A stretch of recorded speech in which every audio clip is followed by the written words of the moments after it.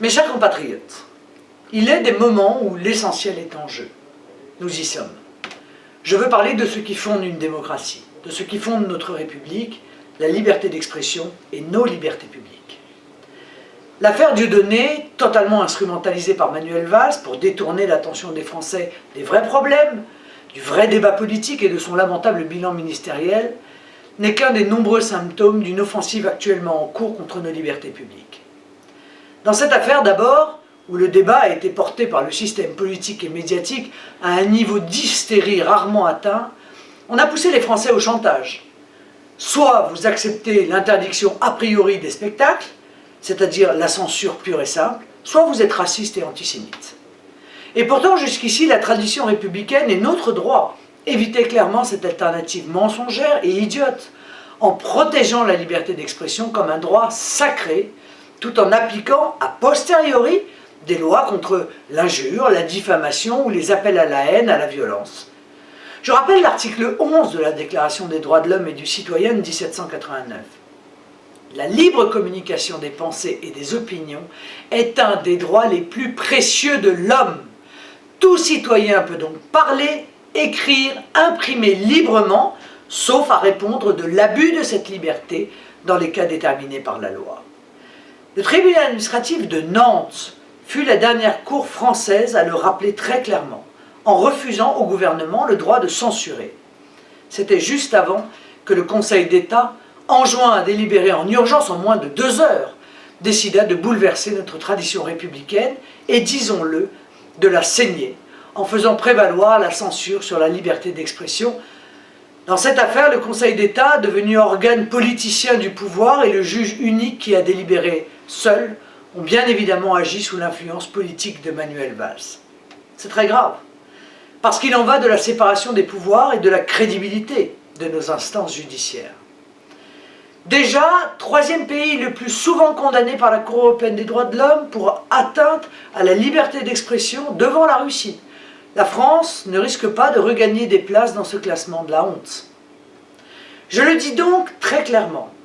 Dans cette affaire, tous les défenseurs de la liberté d'expression ont agi pour défendre non pas un homme, mais un principe.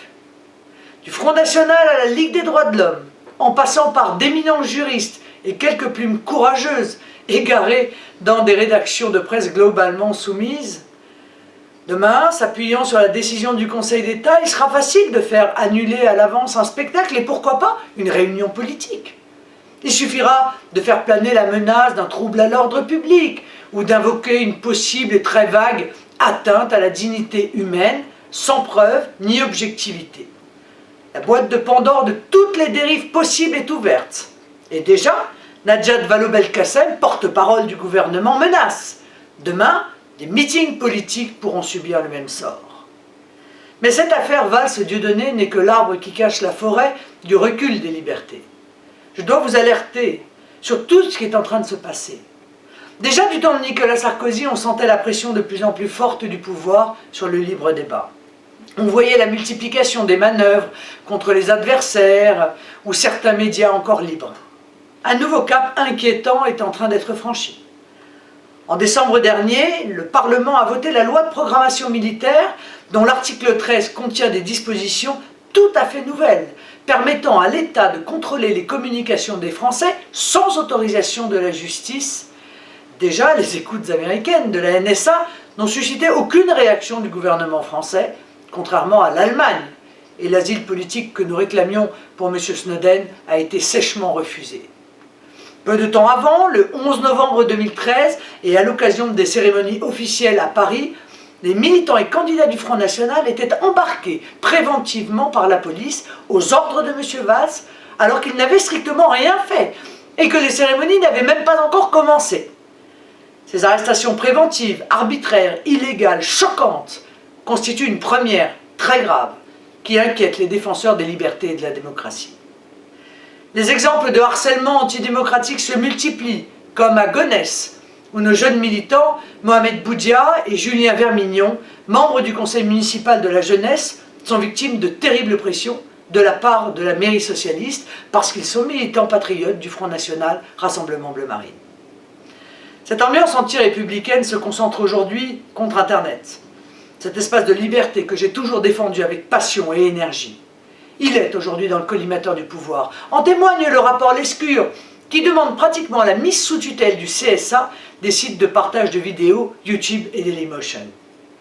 Les déclarations anti-Internet se multiplient dans la bouche de la ministre de la Culture, Aurélie Filippetti, comme dans celle de Manuel Valls ou d'autres élus PS et UMP.